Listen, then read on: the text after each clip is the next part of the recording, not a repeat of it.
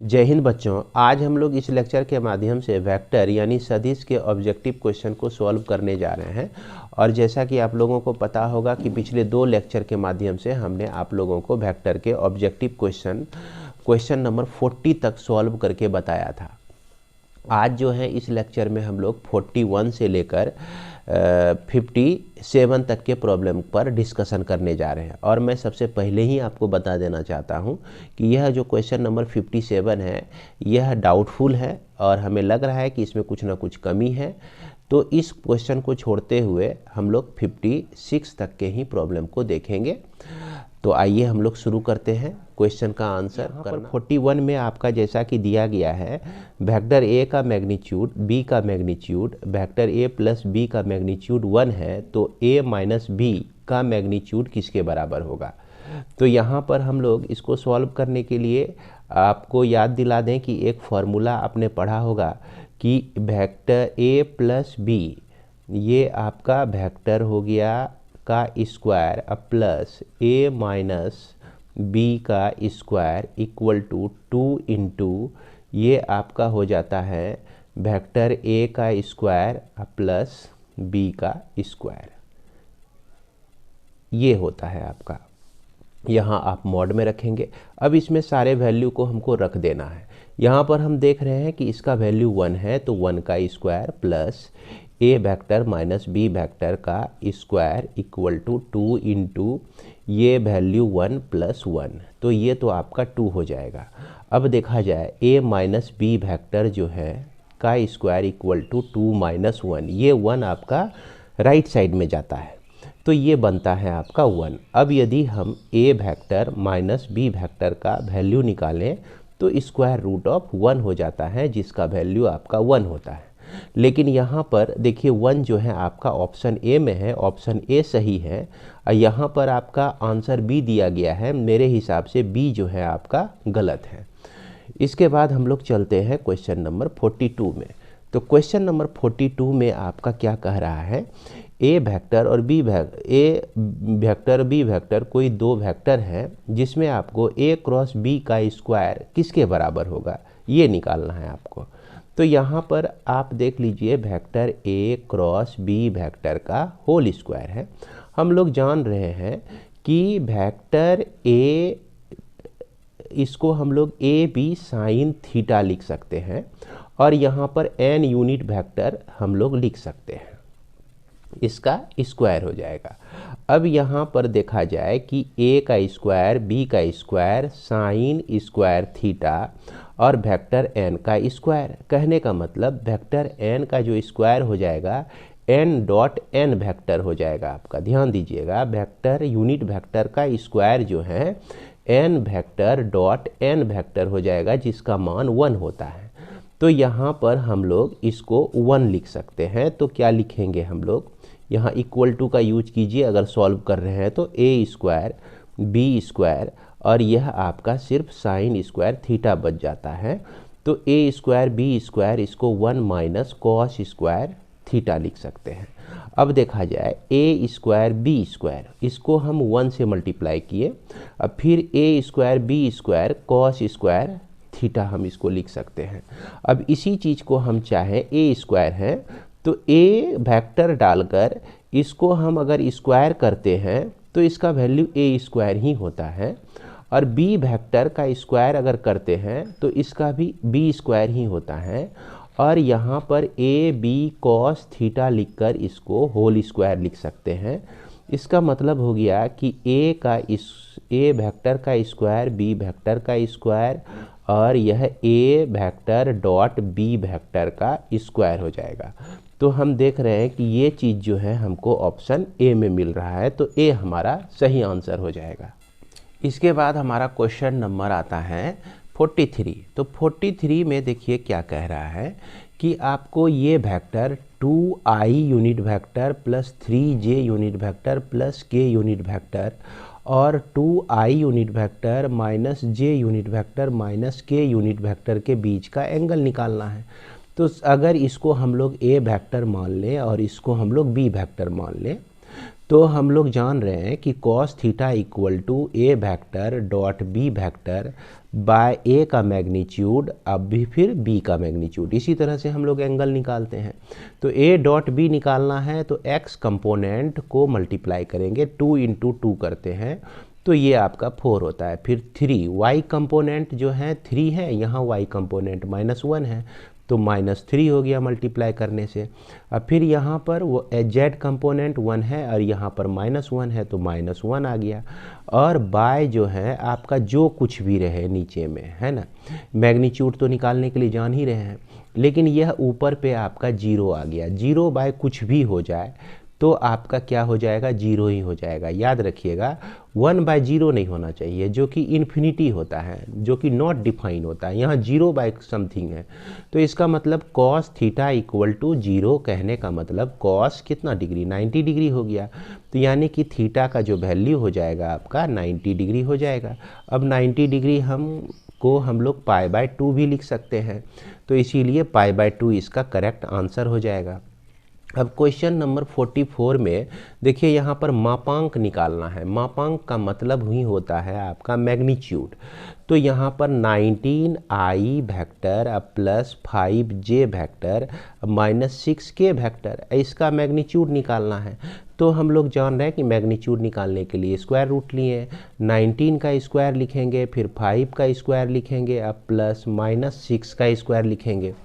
19 का स्क्वायर 361, अब प्लस 5 का स्क्वायर 25, अब प्लस 6 का स्क्वायर 36। अब इस सब को ऐड कर दीजिए तो 6 6 12 और उसके बाद 3 2 5 5 5 6 11 1 12 के 2 और फिर उसके बाद 3 1 4 422 रूट अंडर आपका 422 आता है, जो कि आपका डी सही है।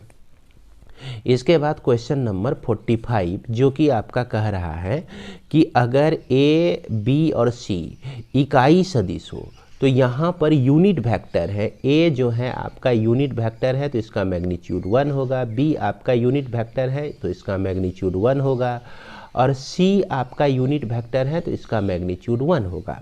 और इसमें कहता है कि A vector plus B vector plus C vector 0 हो तो आपको ये चीज़ प्रूव करना है। तो अब देखिए, इसको प्रूव करने के लिए आपको दिख ही रहा होगा ये चीज़। इसको प्रूव करने के लिए हम दोनों साइड स्क्वायरिंग करते हैं। तो ए वेक्टर का स्क्वायर अगर करेंगे हम लोग इस तरह से, तो यह ए का स्क्वायर हम डायरेक्ट इसको लिख सकते हैं। तो यहाँ पर डायरेक्ट लिखिए ए का स्क्वायर प्लस बी का स्क्वायर प्लस सी का स्क्वायर, अब फिर plus 2 into A vector dot B vector, अब plus 2 into B vector dot C vector, अब plus 2 into A vector dot C vector equal to आपका 0 हो। अब यहाँ पर ये सारे जो वैल्यू है आपका 1 ही हो जाएगा। इसका स्क्वायरिंग करते हैं हम तो क्या मिलता है हमको, 1 1 1 ही। तो 1 + 1 + 1 equal to 2 plus 2 into A vector dot B vector plus B vector dot C vector plus A vector dot C vector equal to 0। अब इसको आप सॉल्व कर दीजिए। ये 1 + 1 + 1 3 हो गया। 3 आपका राइट साइड में जाता है तो A dot B plus B dot C plus A dot C जो है यह 3 आपका पहले से ही राइट साइड में है, और इसका जो 2 है इससे डिवाइड हो जाएगा। तो हमको यहाँ पर देखिए माफ करेंगे, यहाँ पर ये 3 जो है ये राइट साइड में आता है तो -3 हो जाएगा। तो -3/2 इसका वैल्यू हमको मिलता है। तो -3/2 हमारा सी में देखने को मिल रहा है, तो सी हमारा करेक्ट आंसर हो जाएगा। इसके बाद हम लोग देखते हैं क्वेश्चन नंबर 46। तो 46 में देख रहे हैं क्या दिया गया है, यह I vector dot J vector cross K vector, अब फिर J vector dot I vector cross K vector, अब फिर K vector dot I vector cross J vector. अब यहाँ पर आई क्रॉस जे क्रॉस के है तो याद रखिए, एगो लय याद रखिए, आई जे के इस तरह से लिख लीजिए आप। यहाँ पर जे के है तो जे और के तो राइट साइड इधर जा रहे हैं, तो इसके बाद जो आई है यह आई आपका प्लस में आ जाएगा। उसके बाद फिर आई के है तो आई और फिर के, देख रहे हैं यहाँ पर आई आया, फिर उसके बाद के आया, पहले आई फिर उसके बाद के, और उसके बाद आपका किसकी बारी है, जे की बारी। तो यहाँ पर जो है माइनस में यह आ जाएगा, यानी कि आपका माइनस जे वेक्टर हो जाएगा। फिर के वेक्टर लेते हैं हम लोग, अब फिर आई जे के बाद के, तो ये के जो है प्लस में हो जाएगा, आई जे के, यानी कि लेफ्ट से राइट अगर जाएंगे हम लोग तो हमेशा प्लस में लेंगे, और राइट से लेफ्ट में आएंगे तो हम लोग माइनस में लेंगे, जैसा कि यहाँ माइनस में हमने लिया। तो यहाँ पर आई डॉट आई जो है आपका 1 होता है, ये -1 हो जाएगा, यहाँ +1 हो जाएगा। याद होगा आपको, dot product of like vector जो होता है वो आपका कितना होता है, 1 होता है।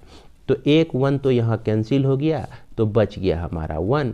तो इसीलिए हम ढूंढेंगे 1 हमारा किस ऑप्शन में है, तो 1 हमको मिल रहा है बी ऑप्शन में, तो बी हमारा सही आंसर हो जाएगा। इसके बाद हमारा क्वेश्चन नंबर देखते हैं 47। तो 47 में हम देख रहे हैं क्या कि यहाँ पर दो सदिश इतना है और ये दोनों कैसे हैं। तो अब यहाँ पर इसको लिखिए 2i + 5j + k वेक्टर है आपका, और उसके बाद 3i - 2j vector + 4k vector. अब यहाँ पर ध्यान दीजिए, अगर ये दोनों वेक्टर पैरेलल होगा तो पैरेलल के कंडीशन में इसका जो आपका कंपोनेंट देख रहे हैं ना, ये कंपोनेंट या तो बराबर होना चाहिए या तो सेम रेशियो में होना चाहिए। तो सेम रेशियो कहने का मतलब 2 है यहाँ तो 4 होना चाहिए, 5 है यहाँ तो 10 होना चाहिए, यहाँ +5 है तो +10 होना चाहिए, 1 है तो यहाँ पर 2 होना चाहिए। मतलब रेशियो सेम होना चाहिए। मतलब कोई भी आप ऐसे सोच सकते हैं कि किसी टेबल में दोनों ही कंपोनेंट हमको मिलना चाहिए, यानी कि मल्टीपल होना चाहिए पैरेलल होने के लिए, लेकिन ऐसी बात तो यहाँ है नहीं। जब ऐसी बात नहीं है तो हम लोग डॉट प्रोडक्ट करके देखते हैं। तो डॉट प्रोडक्ट में 2 × 3 करते हैं तो ये 6 होता है, 5 × -2 करते हैं तो ये -10 होता है, 1 × 4 करते हैं तो +4 होता है।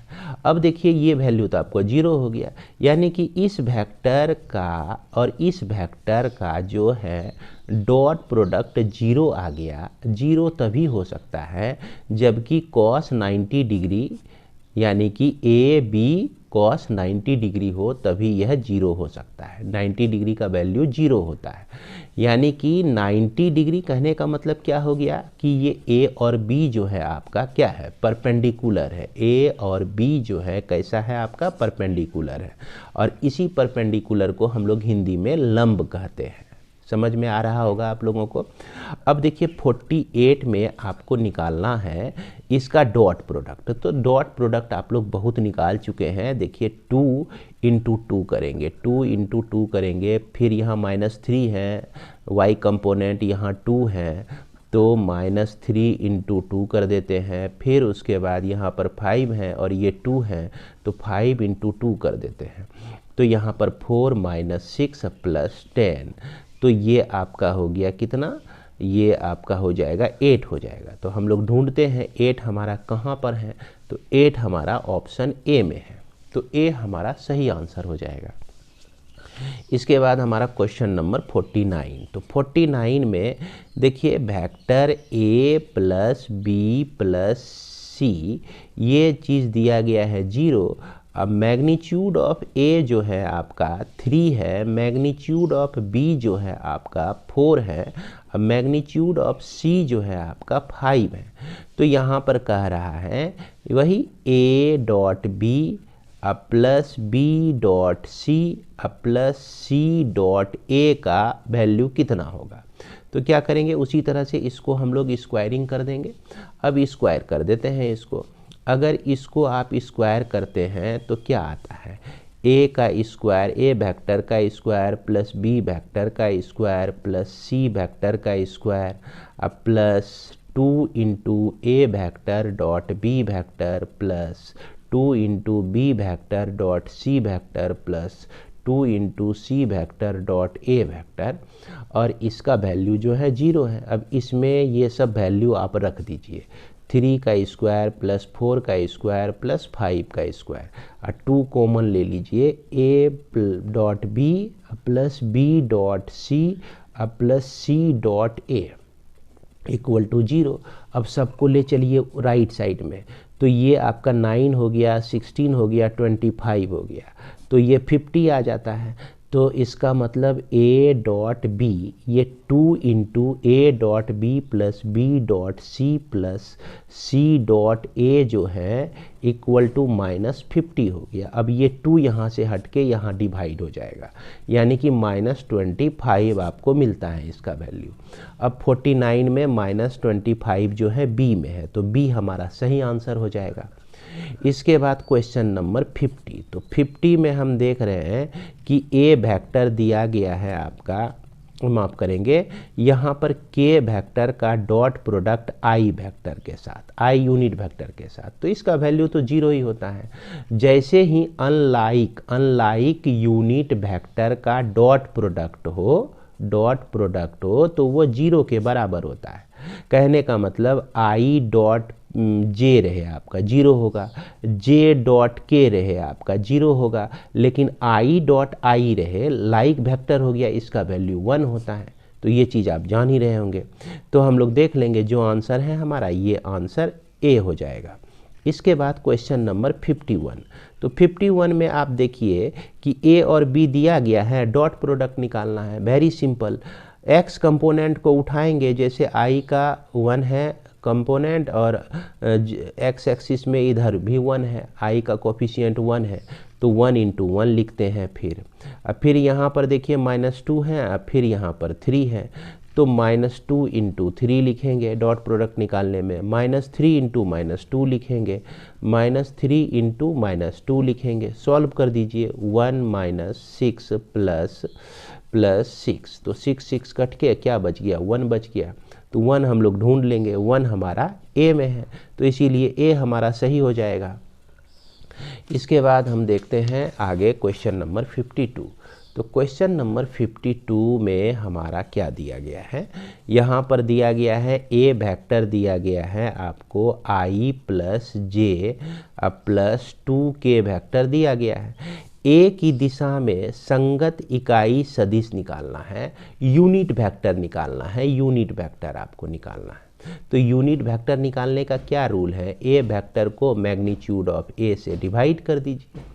अब ए वेक्टर जो है आई प्लस जे प्लस 2 वेक्टर है और इसका मैग्नीट्यूड निकालना है, तो एक्स कंपोनेंट 1 है आपका, फिर वाई कंपोनेंट यानी जे का कोफिशिएंट जो है 1 है, अब फिर के का गुणक जो है 2 है, तो ये आपका आई प्लस जे प्लस के बाय 1 + 1 + 4, तो ये हो गया √6।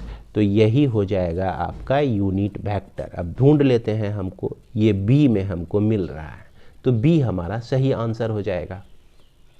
इसके बाद हमारा क्वेश्चन नंबर 53। तो 53 में देखिए दिक् कोज्या आपको निकालना है। दिक् कोज्या कहने का मतलब डायरेक्शन कोसाइन। डायरेक्शन कोसाइन आप लोग 3D में पढ़े होंगे, है ना। तो यहाँ पर सेम डायरेक्शन कोसाइन कहने का मतलब कि यूनिट वेक्टर ही निकालना है आपको। अब जो है इसका कंपोनेंट जो होता है वही डायरेक्शन कोसाइन होता है। जैसे देखिए ए वेक्टर है आपका 3i unit vector -4j unit vector plus 12k unit vector. तो अब ए यूनिट वेक्टर निकाल लीजिए आप, तो क्या लिखेंगे, A vector by magnitude of A vector लिखेंगे आप। अब इसको जो है हम लोग 3i unit vector -4j unit vector plus 12k unit vector लिखते हैं। अब इसका मैग्नीट्यूड तो 3 का स्क्वायर प्लस 4 का स्क्वायर -4 का स्क्वायर प्लस 12 का स्क्वायर लिखेंगे। अब 3i unit vector -4j vector plus 12k vector हो गया। अब ये 3 का 9, 4 का 16, 12 का 144, है ना, 9 6 15, 15 4, 15 4 आपका हो गया 19, 15 4 19 के 9, 4 1 5 1 6 और 169, √169 आ गया। 169 का जो स्क्वायर रूट होता है वो 13 होता है, यानी कि ये जो a यूनिट वेक्टर आ गया 3i/13 -4j/13 और यह आपका 12/13 12k/13 है ना, 12k यूनिट वेक्टर बाय 13 हो गया। अब इसका डायरेक्शन कोसाइन जो हो जाएगा, डायरेक्शन कोसाइन जो हो जाएगा आपका 3/13 हो जाएगा, -4/13 हो जाएगा और 12/13 हो जाएगा। अब ये चीज़ हम लोग ढूंढ लेंगे कहाँ पर हमको मिल रहा है, तो ये चीज़ हमको बी में मिल रहा है, तो बी हमारा सही आंसर हो जाएगा। अब इसके बाद हम लोग देखते हैं क्वेश्चन नंबर 54। तो 54 में देखिए कह रहा है कि ये वेक्टर और ये वेक्टर क्या है भाई, परपेंडिकुलर है, तो x का मान क्या होगा। तो यहाँ पर ये दोनों वेक्टर अगर परपेंडिकुलर हैं तो इसका डॉट प्रोडक्ट 0 ही होगा, यही जान रहे हैं। तो यहाँ x कंपोनेंट एक x है और यहाँ -x है, तो -x का स्क्वायर हो गया। फिर यहाँ पर देखिए -3 है इंटू x है, तो -3x हो जाएगा। फिर 5 है z कंपोनेंट और यहाँ 2 है, तो ये +10 = 0। अब इसी को आप x² + 3x - 10 = 0 लिख सकते हैं। अब ये आपका क्वाड्रेटिक इक्वेशन हो गया।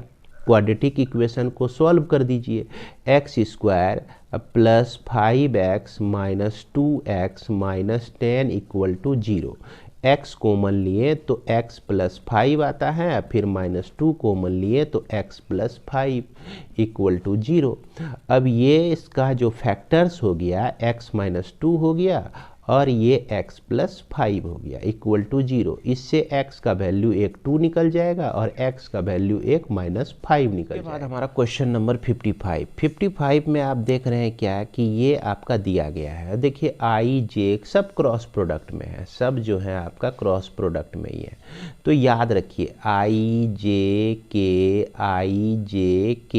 i j और k, अगर हम लेफ्ट टू राइट जाते हैं तो हमेशा हम क्या लिखेंगे, पॉजिटिव लिखेंगे। अगर जो हम राइट से लेफ्ट के तरफ आते हैं तो हम लोग क्या लिखेंगे, निगेटिव में लिखेंगे। अब जैसे देखिए i j है, i के बाद j left to right, k जो आएगा यहाँ पर पॉजिटिव में आ जाएगा, i unit vector k unit vector हो जाएगा। फिर यहाँ पर j है आपका j k, तो j के बाद k के बाद i, तो इसके लिए जो i आएगा आपका ये प्लस में आएगा। अब फिर यहाँ पर क्या है, k यूनिट वेक्टर है, k के बाद i है, तो k के बाद i है ना, ये आपका लेफ्ट टू राइट हो गया k के बाद i। के बाद जो j है तो j हमारा किस में आएगा, प्लस में आएगा।